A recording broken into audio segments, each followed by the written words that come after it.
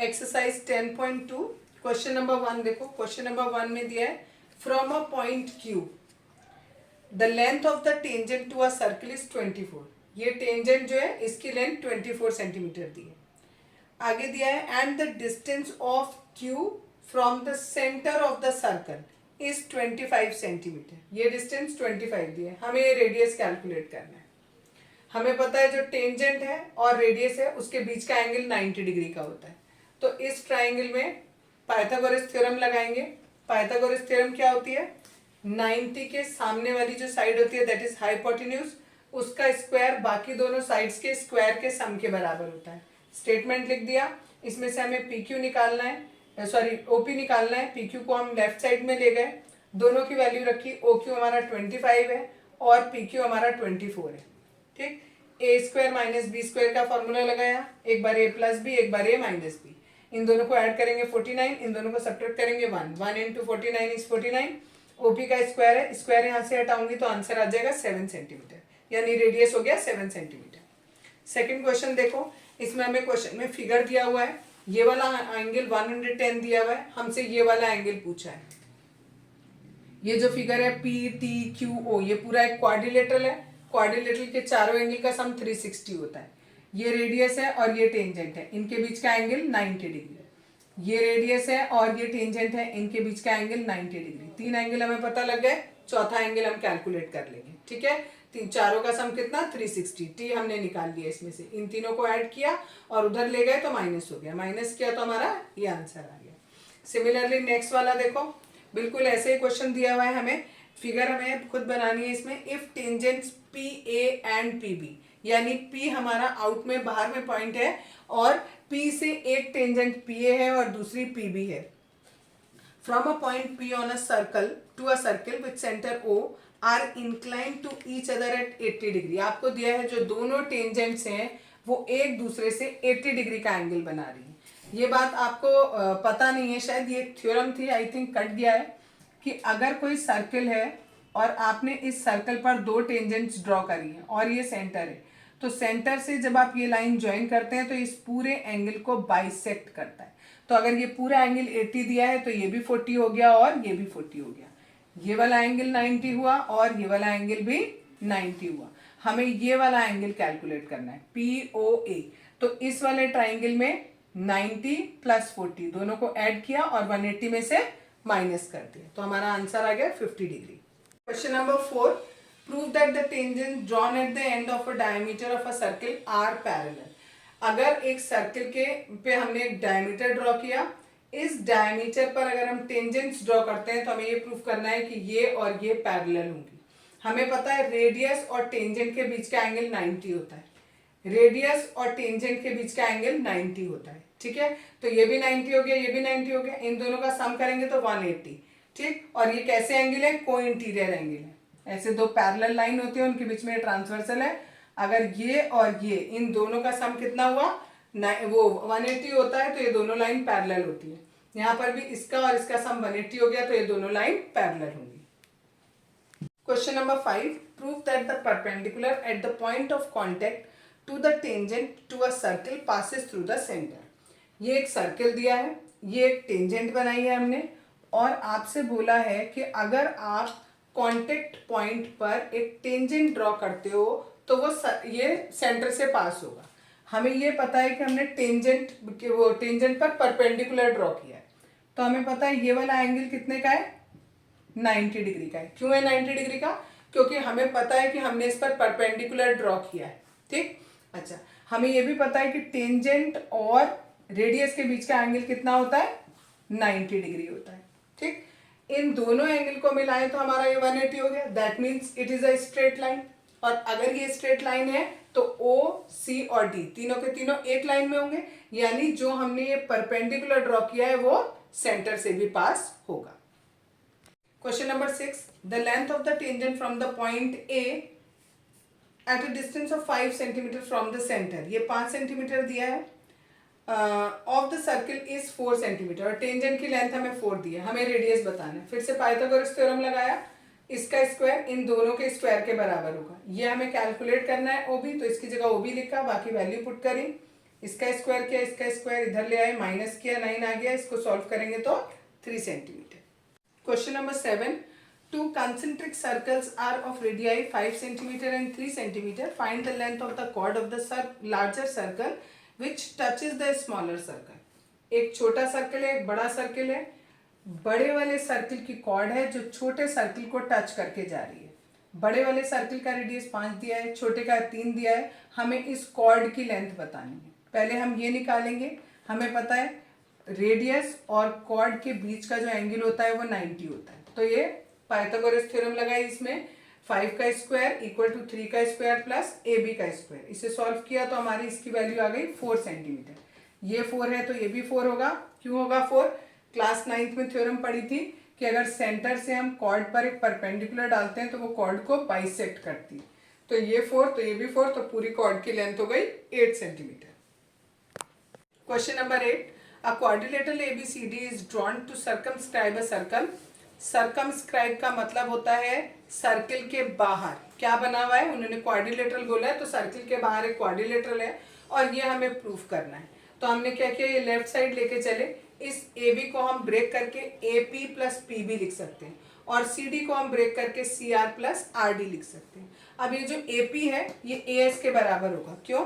क्योंकि ये दोनों एक एक्सटर्नल पॉइंट से एक ही सर्कल पर आपने टेंजेंट्स ड्रॉ करी है, तो ये दोनों आपस में इक्वल, ये वाला इसके इक्वल होगा, ये वाला इसके इक्वल और ये वाला इसके इक्वल होगा। तो हमने यहाँ पर यही किया है, सबकी जगह वैल्यू सब्स्टिट्यूट करिए। AP की जगह ये रख दिया, PB की जगह पर BQ रख दिया, CR की जगह पर हमने CQ रख दिया और RD की जगह पर हमने DS रख दिया। अब ये वाला और ये वाला टर्म, इन दोनों को एक साथ लिख दिया, ये दोनों एक साथ लिख दिए, इन दोनों को जोड़ो, AS और DS पूरा मिलाकर बन गया AD। सिमिलरली ये BQ और CQ पूरा मिलाकर बन गया CB। तो ये राइट साइड प्रूफ हो गई।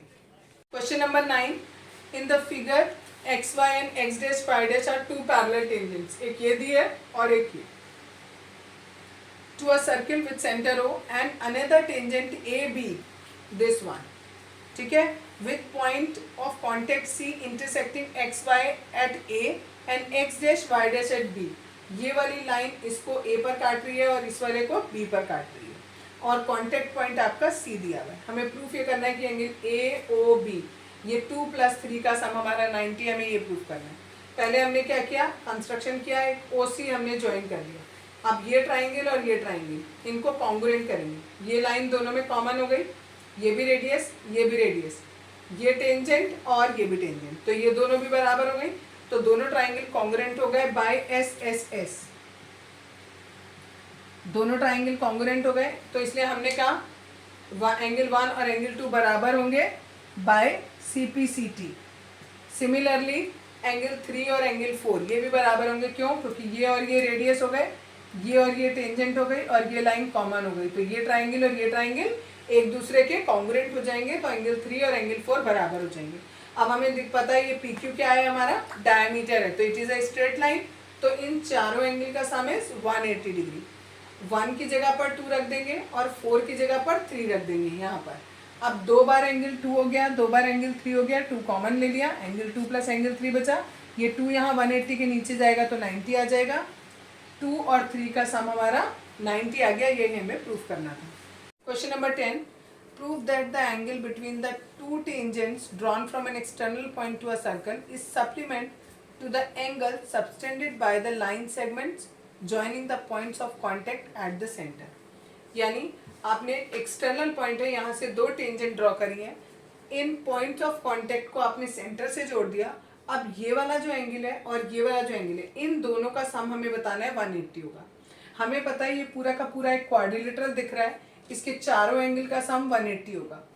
ये वाला एंगल 90 होता है, रेडियस और टेंजेंट के बीच का एंगल 90, रेडियस और टेंजेंट के बीच का angle 90।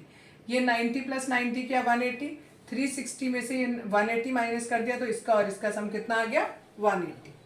Question number 11, prove that the parallelogram subscribing a circle is a rhombus. आपको एक पैरेललोग्राम दिया है जो एक सर्कल के बाहर बना हुआ है, आपको एक प्रूफ करना है कि ये रोम्बस है। हमें ये तो पता है पैरेललोग्राम के अपोजिट साइड्स कैसी होती हैं, इक्वल होती हैं। हमें रोम्बस प्रूफ करने के लिए हमें ये प्रूफ करना है कि ये और ये क्या है, इक्वल है। यानी अगर चारों साइड इक्वल हो गई तो ये पैरेललोग्राम जो है वो रोम्बस कहलाएगा। इस पूरे को इसके इक्वल करने के लिए हमने क्या किया, ये वाला और ये वाला ट्राइंगल लिया, एक ये और एक ये जो ओ सेंटर है ये हमारा इस पैरेललोग्राम का क्या है, पैरेललोग्राम के डायगोनल का मिड पॉइंट भी है, दैट्स वाई ये वाली साइड और ये वाली साइड इक्वल होगी क्योंकि ओ इज मिड पॉइंट। ये और ये दोनों रेडियस हैं, इक्वल होंगे। ये वाला एंगल और ये वाला एंगल कितने का होगा, 90 डिग्री होगा। ठीक है, तो ये आर हो गया, ये एच हो गया और ये एस हो गया। तो आर एच एस से बाय आर एच एस दोनों ट्राइंगल क्या हो गए, कॉन्ग्रुएंट हो गए। जब दोनों ट्राइंगल कॉन्ग्रुएंट हो गए तो हमने कह दिया ये वाला जो पोर्शन है ये इस वाले के इक्वल है बाय सीपीसीटी। अब दोनों में हमने डी क्यू ऐड कर दिया दोनों तरफ। अब देखो इसमें अगर मैं डी क्यू ऐड करती हूँ तो मेरा पूरा क्या बन गया, डी सी। अब मुझे पता है डी क्यू किसके बराबर होता है, डीपी के बराबर होगा। क्यों होगा बराबर, क्योंकि ये दोनों क्या है, टेंजेंट है एक एक्सटीरियर पॉइंट से। ठीक है, तो डी क्यू और डीपी क्या है, बराबर है। मैंने दोनों तरफ डी क्यू ऐड किया था, इधर वाला जो डी क्यू है इसकी जगह मैंने क्या लिख दिया, डीपी लिख दिया। क्यों लिख दिया, डी क्यू और डीपी बराबर होंगे, क्यों, क्योंकि ये टेंजेंट्स हैं।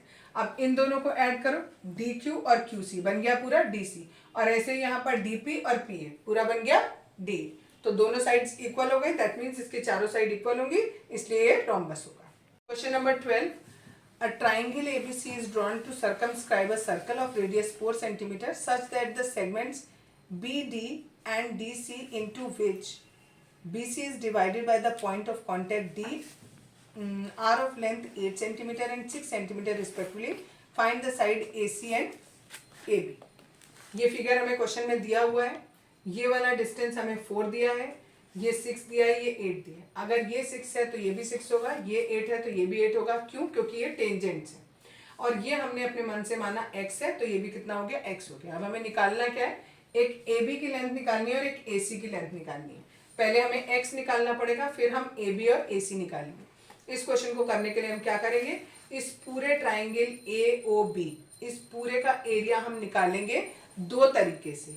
एक हम निकालेंगे, ये पूरा हमारा ट्राइंगल है ABC, पहले हीरोन्स फॉर्मूला से निकालेंगे। ये पूरी साइड 14 है, ये वाली साइड x प्लस 8 है और ये वाली x प्लस 6 है।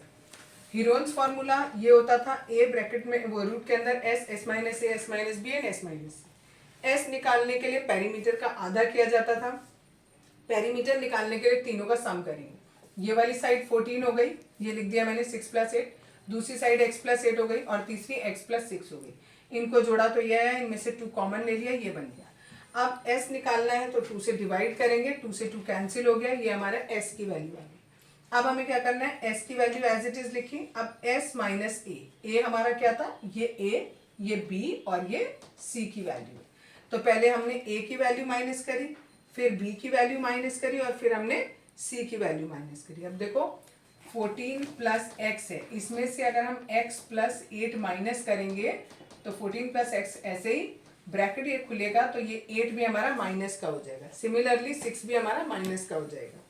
यहाँ x से x कट गया, यहाँ भी x से x कट गया, यहाँ 14 से 14 कट गया। जो जो बच गया वो मैंने लिख दिया। यहाँ पर 14 में से 8 गया 6, 14 में से 6 गया 8 और बाकी एज इट इज। ये एक हीरोन्स फॉर्मूले से मेरे इस ट्राइंगल का एरिया आ गया। अब मैं इसी ट्राइंगल का एरिया निकालूंगी दूसरे मेथड से। वो मेथड क्या है बताती हूँ। क्या करेंगे, ये जो पूरा ट्राइंगल है, इस पूरे ट्राइंगल को हम 3 पार्ट में ऐसे डिवाइड कर लेंगे। एक बार इस वाले ट्राइंगल का एरिया, फिर इस ट्राइंगल का एरिया और इस ट्राइंगल का एरिया निकालेंगे और तीनों को ऐड कर लेंगे। ठीक है, अब नीचे वाले ट्राइंगल का एरिया जब हमें निकालना है, ऐसे बना हुआ है हमारा ये नीचे वाला, ये हमारी हाइट हो गई और ये हमारा बेस हो गया। ये पूरा 14 दिया है, ये 4 दिया है, तो इसका एरिया हो जाएगा half base into height. Base हो गया 14, हाइट हो गई 4। इस वाले ट्राइंगल का एरिया लेंगे तो ये 4 है, ये हाइट हो गई और x और ये 8, तो ये x प्लस 8 हमारा बेस हो गया। तीसरे वाले का लेंगे तो ये हमारा हाइट हो जाएगी और ये x और ये 6, ये x प्लस 6 हमारा बेस हो जाएगा। सबकी वैल्यूज यहाँ पुट करी, जो कटता था काट दिया, बाकी एज इट इज लिखा, सबको ऐड किया, ये हमारा एरिया आ गया। अब एक बार हमारा इसी ट्राइंगल का एरिया आया है ये और दूसरी बार आया है ये, दोनों को हमने इक्वेट कर दिया। ठीक, अब दोनों तरफ का स्क्वायर कर दिया। जब स्क्वायर किया तो यहाँ से स्क्वायर रूट हट गया। यहाँ से x प्लस 14 लिखो या 14 प्लस x लिखो, उससे कोई फर्क नहीं पड़ता है। x ऐसी लिखा, x प्लस 14 लिखा, 6 लिखा, 8 लिखा, यहाँ पर हमने क्या किया, इन दोनों में से 4 कॉमन लिया था और x प्लस 14 इस पूरे का हमें स्क्वायर करना है। तो सोचो 4 का स्क्वायर किया तो हमारा 16 आ गया, x प्लस 14 का स्क्वायर किया तो ऊपर की पावर 2 लग गई। अब यहाँ पर क्या हुआ, x प्लस 14 एक इधर भी है, यहाँ पर 2 है, एक को हमने एक इससे काट दिया। ठीक, तो अब बचा यहाँ पर खाली x और ये 6 इंटू 8, 6 इंटू 8 इज 48, 48x यहाँ बचा और यहाँ पर इस 16 को x से किया तो ये और 16 को 14 से किया तो ये बचा। इस 16x को मैं इधर माइनस में ले आई, दोनों को माइनस करेंगे तो ये आएगा और साथ में 2 to 4 ये आएगा। अब 32 से डिवाइड कर दो इसे तो x की वैल्यू आ गई 7। जब x की वैल्यू 7 आ जाएगी तो हमें a b निकालना है। 7 प्लस 8 करेंगे 15 सेंटीमीटर और यहाँ पर 7 प्लस 6 करेंगे तो 13 सेंटीमीटर आ जाएगा। Question number 13, prove that opposite side of a quadrilateral circumscribing a circle subtend supplementary angle at the centre of the circle. इन्होंने कहा एक सर्कल है, उसके बाहर एक क्वाड्रिलेटरल है जो उसको सर्कमस्क्राइब कर रहा है। ठीक है, इस तरीके से। अब हमें ये प्रूफ करना है कि ये जो क्वाड्रिलेटरल है इसकी जो ऑपोजिट साइड है ये सेंटर पर जो एंगल बना रही है, यानी ये वाला एंगल और ये वाला एंगल, इन दोनों का सम 180 है। चाहे हम इन दोनों का सम कर दें, चाहे हम इन दोनों का सम 180 कर दें। ठीक है, तो अब हमने कैसे प्रूफ किया इसको, सबसे पहले सब जगह से हमने ये टचिंग पॉइंट से इनको हमने ज्वाइन कर दिया। ठीक, अब पहले हमने ये और ये वाले ट्राइंगल लिए, इन दोनों ट्राइंगल को कॉन्ग्रुएंट किया। कैसे किया, ये वाली साइड दोनों ट्राइंगल में आ रही है, ये रेडियस है, ये भी रेडियस है और ये एक्सटीरियर पॉइंट से 2 टेंजेंट है, इसलिए ये दोनों भी इक्वल है। तो तीनों साइड इक्वल हो गई, तो यानी दोनों ट्राइंगल कॉन्ग्रुएंट हो गए। जब दोनों ट्राइंगल कॉन्ग्रुएंट हो गए तो मैंने कह दिया एंगल ए और एंगल बी बराबर होंगे। सिमिलरली एंगल सी और डी बराबर होगा, ई और एफ बराबर होगा, जी और एच बराबर होगा। ये 4 इक्वेशंस बन गई। हमें पता है इन चारों का सम, सॉरी चारों नहीं, 8 का सम कितना है, 360 है। क्यों, क्योंकि एक सेंटर में बन रहे हैं तो सबका सम कितना होगा, 360 होगा। अब मैंने क्या किया, देखो हमें कौन कौन सा चाहिए, मैं ये वाले ले रही हूँ। इन दोनों का सम ऊपर वाले, जैसे अभी फिगर बनाया था ना, ये ऊपर वाले 2 और नीचे वाले 2 ले रही हूँ। इसमें कौन कौन सा आ रहा है, सी और बी आ रहा है, और नीचे वाले 2 में कौन सा आ रहा है हमारा, एफ और जी आ रहा है। ठीक, तो C की जगह हम क्या रख सकते हैं, यहाँ पर देखो C की जगह D रख सकते हैं। ठीक है, A की जगह B रख सकते हैं। तो अब मैंने क्या किया, मुझे B और C दोनों चाहिए, तो इनकी जगह पर मैंने चेंज नहीं किया। A की जगह B रखा, B की जगह B रखा, C की जगह C रखा, D की जगह फिर C रख दिया। ठीक, सिमिलरली मुझे F और G चाहिए, तो F और G मैंने चेंज नहीं किए। बाकी इस जगह पर H की जगह पर हमने G कर दिया, इस G को ऐसी रहने दिया, इस F को ऐसी रहने दिया और E की जगह पर F कर दिया। अब सब 2 हो गए, 2 कॉमन ले लिया, यहाँ से एंगल B बचा, C बचा, F बचा और G बचा।